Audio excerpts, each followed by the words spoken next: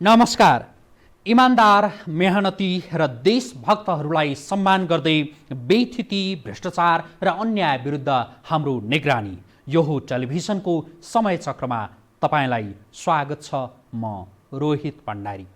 निरन्तरको लकडाउनले जनजीवन अस्तव्यस्त भइरहेका बेला मंगलबार प्रधानमन्त्री केपी शर्मा ओलीले देशवासीका नाममा सम्बोधन गरेका छन्। कोरोना भाइरसले विश्वलाई दुःख दिइरहँदा नेपाल रोकथामको प्रयत्नमा छ। केही दिनअघि सरकारले आवश्यक स्वास्थ्य सामग्री खरिद पनि गर्यो, तर त्यो विवादको भूमरीमा फस्यो। सरकारका दुई जिम्मेवार मन्त्रीहरूमाथि जनताले सङ्कटको बेला पनि कमिसन खान खोजेको भन्दै औँला उठाए।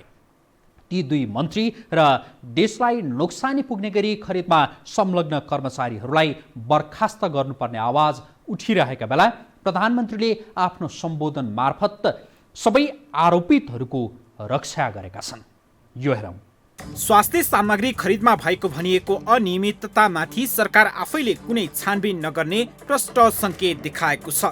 प्रधानमन्त्री केपी शर्मा ओलीले मंगलबार देशवासीका नाममा सम्बोधन गर्दै उनले ती सामग्री खरिदका क्रममा भएको भनिएको अनियमितताको छानबिन संवैधानिक अङ्गले गर्न सक्ने उल्लेख गरेका छन्। प्रधानमन्त्रीले सम्बोधनका क्रममा भनेका छन्, अवस्था सामान्य होस् या असामान्य, सरकारका काम कारबाहीहरू विधि सम्मत हुनुपर्छ र सुशासनका मानकमाथि खरो उत्रनै पर्छ। सरकारका काम कुनै पनि संवैधानिक अङ्गहरूको सम्परीक्षण भन्दा माथि हुँदैनन्। अवस्था सामान्य होस् या असामान्य, सरकारका काम कारबाहीहरू विधिसम्मत हुनुपर्दछ र सुशासनका मानकमाथि खरो उत्रिनै पर्दछ। सरकारका काम कुनै पनि संवैधानिक अङ्गहरूको सम्परीक्षणभन्दा माथि हुँदैनन्। तिनले गर्ने अध्ययन र गर्ने फैसलाका लागि सरकार हमेसा तयार रहन्छ। प्रधानमन्त्रीले इङ्गित गरेको संवैधानिक अङ्ग भन्नाले अख्तियार दुरुपयोग अनुसन्धान आयोगले यस मामिलामा गर्ने छानबिन गर्न सक्ने भन्दै सरकार स्वयंले छानबिन नगर्ने विषयबाट प्रधानमन्त्री पन्छिएका छन्। चैत्र 14 गतेको मन्त्री परिषद बैठकमा स्वास्थ्य सामग्री खरिदमा अनियमितता भए नभएको सम्बन्धमा भएको छलफलका क्रममा प्रधानमन्त्रीले नियम र कानुन पूरा गरिएको काममा अनियमितता हुन नसक्ने भन्दै आफ्ना बहुविवादित दुई मन्त्रीहरू ईश्वर पोखरेल र भानुभक्त ढकालको बचाउ गरेका थिए। बजार मूल्य भन्दा झन्डै 7 गुणा महँगो दरमा सरकारले स्वास्थ्य सामग्री ओम्नी समूहबाट खरिद गर्ने सम्झौता गरेको थियो। यो समूहले पहिलो चरणको सामग्री पनि ल्याइसकेको थियो। सामग्रीको मूल्य अस्वाभाविक रूपमा बढी देखिएपछि चौतर्फी विरोध भयो। यो सँगै स्वास्थ्य सामग्री खरिदमा अनियमितताको विषय बाहिरिएको थियो। खरिदमा कुनै अनियमितता नभएको, कानुन बमोजिम नै सबै कामहरू भइरहेको दावी गर्दै रक्षा मन्त्री ईश्वर पोखरेल, स्वास्थ्य मन्त्री भानुभक्त ढकाल, स्वास्थ्य सेवा विभागका महानिर्देशक महेन्द्र श्रेष्ठ लगायतले चर्को मूल्यको खरिदको रक्षा गरिरहेका थिए। 2 दिन अघिसम्म एक स्वरमा सरकारी अधिकारीहरू स्वास्थ्य सामग्री खरिद ठिक रहेको दावी गरिरहँदा स्वास्थ्य सेवा विभागले मार्च 2 मा ओम्नी समूहसँगको खरिद सम्झौता रद्द गरेको थियो। ओम्नी समूहले पहिलो चरणको सामग्री नेपाल ल्याउँदासम्म सबै ठिक भएको दावी गरेका सरकारी अधिकारीहरूले 2 दिनपछि स्वास्थ्य सेवा विभागले खरिद सम्झौता रद्द गर्दा त्यो हामीलाई थाहा छैन, विभागले गरेको हो भन्दै पन्छिन खोजे। विभागले खरिद सम्झौता रद्द गरेपछि धेरैको मनमा एउटा अनुमानले घर गर्यो। त्यो अनुमान थियो खरिदमा धेरैले कमिसनको आशा गरेका थिए। खरिद सम्झौता रद्द गर्न माथिल्लो निकायबाट दबाब आएपछि सबै निराश भए अनि सबै प्रक्रियाको दोष विभागको टाउकोमा थोपरेर माथिल्लो तहका अधिकारीहरू लाखापाखा लागे। यसबीच प्रधानमन्त्री र नेकपाका अर्का अध्यक्ष पुष्पकमल दाहाल बीच पनि छलफल भएको थियो। त्यही छलफलपछि स्वास्थ्य सेवा विभागले स्वास्थ्य सामग्री खरिद सम्झौता रद्द गर्ने निर्णय गरेको थियो। दुई अध्यक्ष बीचको छलफलपछि विवादमा तानिएका रक्षा मन्त्री ईश्वर पोखरेल र स्वास्थ्य मन्त्री भानुभक्त ढकाललाई प्रधानमन्त्रीले पद मुक्त गर्ने अनुमान पनि थियो। तर मंगलबारको सम्बोधनमा प्रधानमन्त्री दुवै विवादास्पद मन्त्रीहरूको पक्षमा चट्टान झै उभिए। उनले सम्बोधनका क्रममा भनेका छन्, कामै गर्न नसक्ने र प्रक्रिया नै सुरु हुन नसक्ने गरी गरिने निराधार आरोप र मिथ्या प्रचारले अप्ठ्यारो अवस्थामा काम गरिरहेका व्यक्तिहरूलाई निरुत्साहित मात्रै गर्छ भन्ने कुरामा सबैले ध्यान दिनुपर्छ भन्ने मात्र मेरो आग्रह छ। तर कामै गर्न नसक्ने र प्रक्रिया नै सुरु हुन नसक्ने गरी गरिने निराधार आरोप र मिथ्या प्रचारले अप्ठ्यारो अवस्थामा काम गरिरहेका व्यक्तिहरूलाई निरुत्साहित मात्रै गर्छ भन्ने कुरामा सबैले ध्यान दिनुपर्छ भन्ने मात्र मेरो आग्रह छ। स्वास्थ्य सामग्री खरिदमा प्रधानमन्त्री निकट समूहसँगको सेटिङमा कुस्त कमिसनको लोभमा चर्को मूल्यमा खरिद गर्ने मामिलामा शङ्का गरिएका 2 मन्त्रीहरूलाई प्रधानमन्त्रीले काम गरिरहेका व्यक्तिका रूपमा अर्थ्याउँदै विवादित 2 को रक्षा गरेका छन्। सरकारमा नरहेका, सरकारी स्रोत साधन प्रयोग गर्ने अधिकार नपाएकाहरूले समेत सङ्कटको बेला कालो बजारी गर्ने, दुध बेच्न हिँडेको भनेर रक्सी ओसार्ने, एम्बुलेन्समा यात्रु ओसार्ने सम्मको हरकत देखिएको छ। हुँदा हुँदा कुटनीतिक राहदानी बोक्ने, निलो नम्बर प्लेटमा सवार हुने, देशमा प्रतिष्ठा आर्जन गरेका एक उद्योगी ज्वरो नाप्ने थर्मल गनको कालो बजारी गरिरहेको बेला पक्राउ परेका छन्। सरकारमा नरहेकैले त योसम्म गर्न भ्याउँछन् भने डाडु पनु नै आफ्नो हातमा भएकाहरूले के सम्म गरेका होलान्। छानबिन हुनुपर्छ भन्ने हाम्रो पनि निशर्त माग हो। थप प्रसङ्गसहित उपस्थित हुनेछौँ छोटो ब्रेकपछि।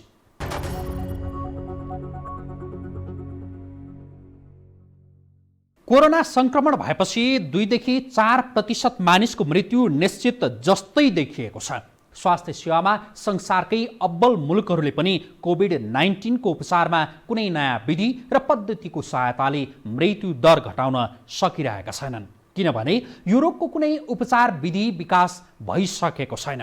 हाम्रो जस्तो मुलुकमा त महामारी फैलियो भने मृत्यु दर अझै बढी पनि हुन सक्छ, किनभने हाम्रो देश एक यस्तो दुखी देश हो जहाँ सामान्य झाडा पखाला, भाइरल ज्वरोका कारण पनि धेरै मानिसको ज्यान जान्छ। महामारीको अवस्था आउन नदिन र संक्रमण प्रवेश गरिसकेको अवस्थामा स्थितिलाई नियन्त्रणमा लिन पटक पटक, हजार पटक शङ्कास्पद व्यक्तिहरूको स्वाब परीक्षणमा तीव्रता दिन आग्रह गरियो। सरकारको आँखा 3 महिनापछि अलि खुलेको हो कि जस्तो देखिएको छ। यो हेरौँ। केही मानिसहरूको शरीरमा कोरोना भाइरस रहे पनि त्यो भाइरसले उनीहरूलाई सामान्य अस्वस्थ मात्रै बनाउँछ। साधारण खाले औषधिको सेवन गर्दा वा नगरी पनि 80% मानिसहरू आफै बिसेक हुन्छन्। अहिलेसम्मको अध्ययनका क्रममा यस्तै तथ्याङ्क पाइएको विज्ञहरूले बताइरहेका छन्। कोरोनाले फरक नपार्ने मानिसहरूले अरूलाई सजिलै सार्न चाहिँ सक्छन्। यही भएर सरकारसँग सचेत नागरिकहरू समेतले पटक पटक, हजार पटक आग्रह गरिरहे कि बढी भन्दा बढी मानिसको परीक्षण गरियोस्। शङ्कास्पद विदेशबाट आएका, संक्रमितका परिवार सम्पर्कमा आएका, सँगै यात्रा गरेका सबैको परीक्षण होस्। तर सरकारले त्यो कुरा सुनेन। फ्रान्सबाट नेपाल आएकी काठमाडौँकी 19 वर्षीय युवतीका परिवारका सदस्यको समेत कोरोना परीक्षण गरिएन। कुनै लक्षण नदेखिएको भन्दै स्वास्थ्य कर्मीहरू फर्किए। तर कोरोनाको लक्षण सबैलाई देखिँदैन भन्ने कुरा त्यही बेला पनि पुष्टि भइसकेको थियो। सरकारले परीक्षणमा गरेको अक्षम्य अपराध त 3 महिनाको अवधिमा गरिएको परीक्षणको आँकडाबाट पनि पुष्टि हुन्छ। सरकारले 3 महिनामा जम्मा 1656 मानिसमा कोरोना परीक्षण गरेको छ। औसतमा निकाल्ने हो भने सरकारले दैनिक 18 जनामा कोरोना परीक्षण गरेको छ, जबकि यही अवधिमा भारतले 1,30,000 मा कोरोना परीक्षण गरेको थियो। पाकिस्तानमा 35,000 को परीक्षण भयो। नेपाल जस्तै आकार प्रकारको श्रीलङ्काले 3,200 को परीक्षण गर्यो। नेपालमा मात्रै परीक्षणलाई तीव्रता दिन के कारणले रोकियो कसैलाई थाहा छैन। यति मात्रै होइन, सरकारी संयन्त्रले हवाई मार्ग भएर नेपाल आएका मानिसहरूको समेत अत्तो पत्तो लगाउन सकिरहेको छैन। त्यसमाथि भारतबाट अनियन्त्रित हिसाबले प्रवेश गरेका नागरिकहरूको सरकारसँग कुनै हिसाब छैन। ती मानिसहरू अहिले कहाँ पुगेका छन् त्यो पनि सरकारलाई थाहा छैन। धेरै भन्दा धेरै मानिसको परीक्षण गर्नै पर्ने अवस्था छ। तर शङ्कास्पद व्यक्तिहरू नै तितर बितर भएका छन्। उनीहरूको खोजी कसरी गर्ने, यो नै मुख्य समस्या भइसकेको छ। धनगढीमा एक व्यक्तिबाट अर्को व्यक्तिमा कोरोना संक्रमण भएको पुष्टि भएपछि यो महामारीको दोस्रो चरणमा नेपाल प्रवेश गरेको विज्ञहरूले दाबी गरेका छन्। मूलत लकडाउन सुरु भएपछि पनि भारत मुम्बईबाट समेत हजारौंको संख्यामा नेपालीहरू पश्चिम नेपाल प्रवेश गरेका छन्। नेपाल प्रवेश गर्न नदिएका कारण उनीहरूले नारा जुलुस नै पनि गरे। क्वारेन्टाइनबाट पनि धेरै मानिसहरू भागे। वास्तवमा मुख्य समस्या यी मानिसहरूबाट उत्पन्न हुने सम्भावना देखिएको छ। यति बेला आएर सरकार पनि बढीभन्दा बढी मानिसहरूमा कोरोना परीक्षण गर्नुपर्छ भन्ने निष्कर्षमा पुगेको छ। मङ्गलबार प्रधानमन्त्रीको सम्बोधनमा पनि यो विषयले प्रवेश पायो। प्रधानमन्त्रीले अबको 2 साता नेपालका लागि बढी चुनौतीपूर्ण हुने उल्लेख गरेका छन्। यो अवधिमा नेपालमा कोरोना फैलिन सक्ने बढी सम्भावना छ, किनभने भारतबाट आएकाहरूमा लक्षण देखिने यही 2 हप्तामा हो। लक्षण नदेखिनु अघि नै समुदायमा कोरोना फैलिसकेको हुन्छ। कोरोनाको इपिसेन्टर पश्चिम नेपाल हुने सम्भावना पनि उच्च छ। प्रधानमन्त्रीले यही 2 हप्तामा र्यापिड डिटेक्सन टेस्ट किटको प्रयोग हुने र धेरैभन्दा धेरै मानिसहरूको कोरोना स्टाटस पत्ता लगाइने बताएका छन्। यस अवधिमा 7 प्रदेशबाट पोलिमरेज चेन रियाक्सन PCR प्रविधिबाट परीक्षण सुरु गरिएको छ। हिजोसम्म 1890 जनाको परीक्षण गरिसकिएको छ। 7 प्रदेशका 10 परीक्षण केन्द्रबाट परीक्षणलाई तीव्रता दिनुका साथै संक्रमणको उच्च जोखिममा रहेका जिल्लाहरूमा द्रुत परीक्षण र्यापिड डिटेक्सन टेस्ट RDT विधि मार्फत हजारौंको नमुना परीक्षणको तयारी अगाडि बढाइएको छ। 7 प्रदेशमा उपचारमा आवश्यक पर्ने पर्सनल प्रोटेक्टिभ इक्विपमेन्ट PPE पूरा सेट 1048 थान, गाउन 11819 थान, N95 मास्क 4345 थान, मास्क 5,65,261 थान सहित आवश्यक विभिन्न स्वास्थ्य सामग्रीहरूको व्यवस्था मिलाइएको छ। प्रधानमन्त्रीको सम्बोधनमा त र्यापिड टेस्टको कुरा त आयो, तर त्यस बेलासम्म ढिलो भइसक्ने हो कि यो चिन्ता भने धेरै छ। तपाईको समुदायमा गाउँ टोल वा बस्तीमा कोही व्यक्ति विदेशबाट आएको छ कि अझ भारतबाट आएर पनि गाउँघर डुल्दै हिँड्ने कोही देख्नु भएको छ भने तुरुन्तै आफ्नो स्थानीय तहका जनप्रतिनिधिहरूलाई खबर गर्नुहोस्। यस्ता व्यक्तिहरू तपाईको परिवार र समुदायका लागि खतरनाक हुन सक्छन्। कतिपय मानिसहरू शरीरमा कोरोना भाइरस बोकेर हिँड्छन्, अरूलाई सार्छन्, तर स्वयं उनीहरूलाई चाहिँ केही हानि नभइरहेको पनि हुन सक्छ। उनीहरूबाट संक्रमित भएका अन्यको ज्यान जान सक्छ। यसकारण सरकारले गरेको गल्ती सच्याउने जिम्मेवारी यति बेला समुदायको काँधमा आइपरेको छ। थप प्रसङ्गसहित उपस्थित हुनेछौँ छोटो ब्रेकपछि।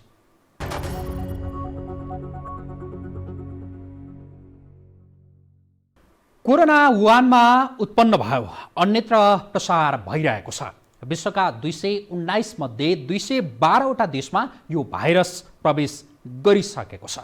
खासमा यो भाइरस आफै कतै जाने त होइन, मानिसले आफ्नो शरीरमै बोकेर विश्वभर पुर्याएका छन्। भाइरस घातक भए पनि यो कुनै क्षेत्रमा आफै उत्पत्ति भने हुँदैन।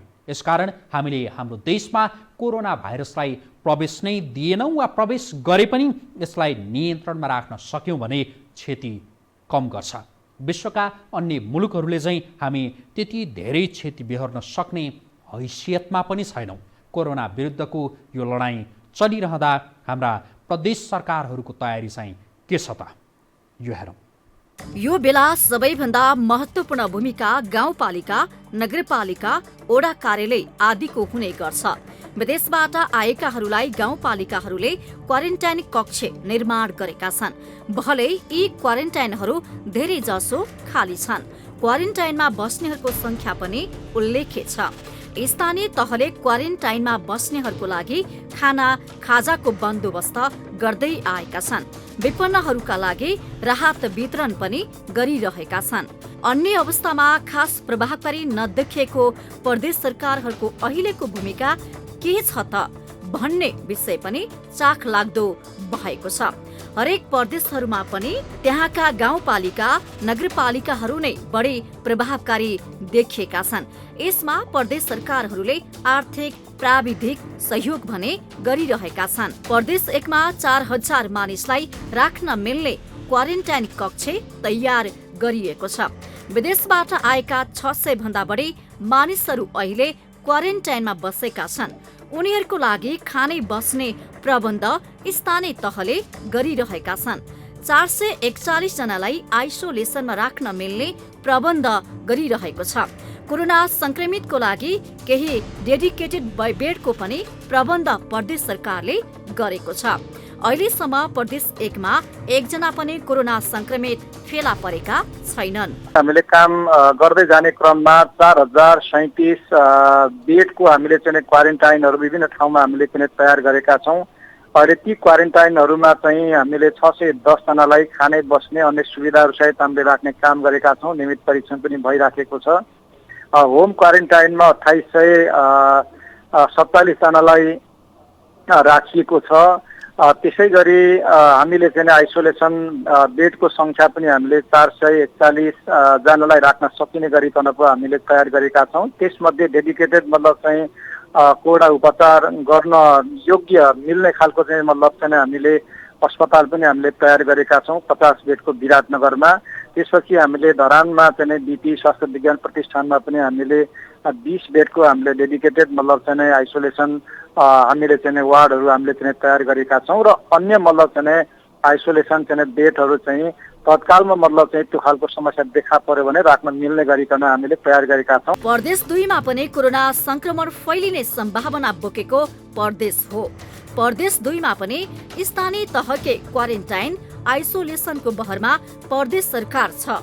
यस्तो संरचना निर्माण गर्नमा क्वारेन्टाइनमा बसेकाहरूलाई खाद्यान्नको लागि प्रदेश सरकारले सहयोग गरेको छ। पश्चिम नेपालमा झै प्रदेश 2 मा जोखिम नरहेको प्रदेश सरकारले दाबी गरेको छ। केही समय अघि कतार एयरबाट नेपाल आएका 2 जनामा कोरोना संक्रमण देखियो। त्यो उडानबाट नेपाल आउने मध्ये 26 जना प्रदेश 2 का थिए। संघीय सरकारको निकायले लापरवाही गर्दा प्रदेशमा जोखिम बढेको मुख्यमन्त्री लालबाबु राउतले आरोप लगाएका छन्। संघीय सरकारले तपाईले त्यहाँ चाहिँ रोक्नु पर्ने त्यही क्वारेन्टाइनमा राख्नु पर्ने नराखेर सिधै जुन पठाइदियो त्यो ठुलो मिस्टेक थियो। त्यो हाम्रो लागि ठुलो थ्रेट रहेका र भएका, किनभने उनीहरू सिधै आए। प्रदेश 2 ले लकडाउनका कारण कोही पनि भोके बस्नुपर्ने अवस्था नआउने दाबी गरेका छन्। 5 नम्बर प्रदेशका मुख्यमन्त्री शङ्कर पोखरेलले सबैभन्दा बढी मानिस अटाउने क्वारेन्टाइन आफ्नो प्रदेशले निर्माण गरेको दाबी गरेका छन्।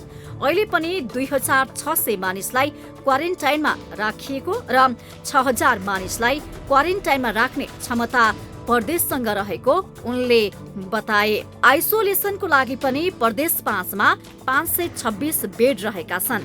ज्वरो खोकीका सबै बिरामीको स्वाब संकलन गरेर परीक्षण गर्ने सुविधा सुरु भएको छ।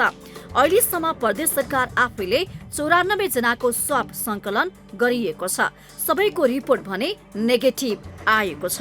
आइसोलेसन बेडहरू चाहिँ विभिन्न अस्पतालहरूमा राखिएको छ। प्राय चाहिँ सरकारी अस्पतालहरू स्वास्थ्य केन्द्रहरूमा चाहिँ आइसोलेसन बेडको व्यवस्था गरिएको छ। ती बेडहरू भएका ठाउँहरूमा चाहिँ स्वास्थ्य कर्मीहरू चाहिँ कुनै न कुनै हिसाबले खटिराख्नु भएको छ। निजी क्षेत्रलाई हामीले चाहिँ अब 2वटा विषयमा चाहिँ अनिवार्य रूपमा तपाईँहरूले सेवा प्रदान गर्नुपर्छ भनेका छौँ। अर्को नियमित स्वास्थ्य उपचारको काम चाहिँ तपाईँहरूले रोक्नु हुँदैन। इमर्जेन्सी केसहरूलाई तपाईँहरूले अनिवार्य रूपमा ह्यान्डल गर्नुहोस् भनेका छौँ।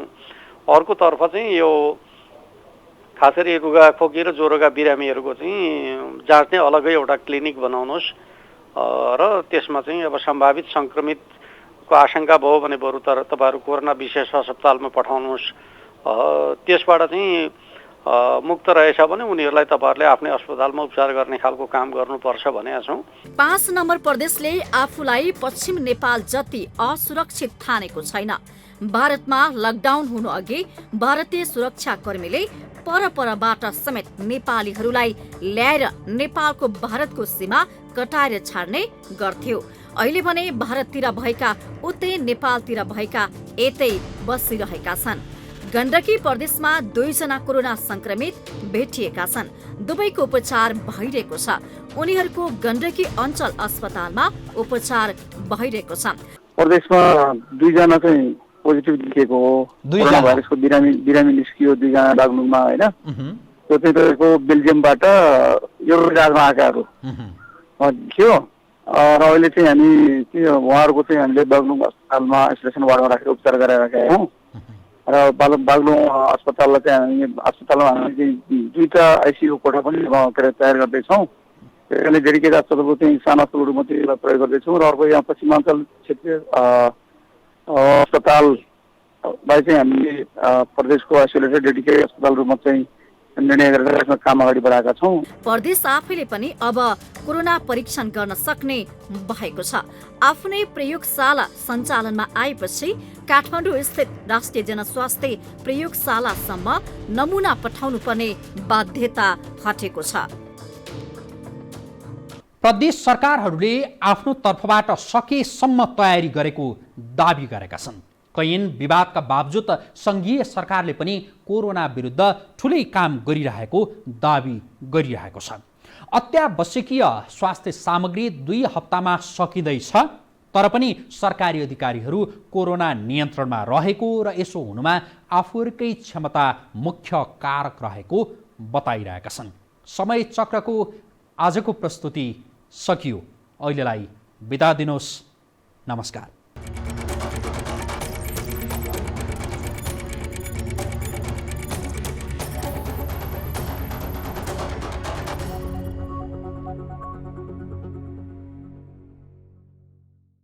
You are watching Yoho Television HD. Stay connected.